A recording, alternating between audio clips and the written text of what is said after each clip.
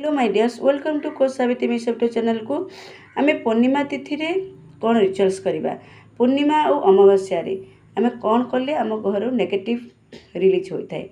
आसतु आपण कौन करेंगे, 9टी कर्पूर और 9टी लवंग आनिबे। 9टी लवंग एटा फुल थिबा एंती लवंग आनिबे। देखंतु एंती टूटा फाटा आनिबेनी, फुल थिबा लवंग आनिबे। देखंतु 9टी लवंग 9टी कर्पूर आनिबे।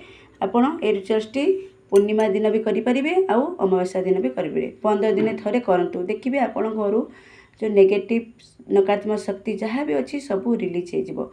आपण नकारात्मक शक्ति यदि फिल करचंती कि नकारात्मक भाइब्रेशन नेगेटिव भाइब्रेशन फिल करचंती, ताले आपण ए उपायटा को करंतु।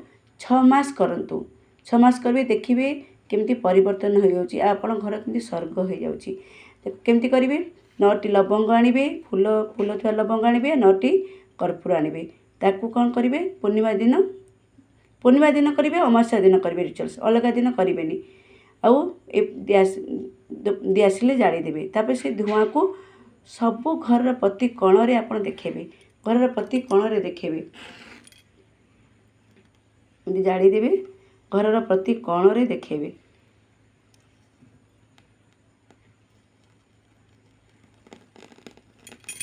प्रति कोण रे घर देखेबे।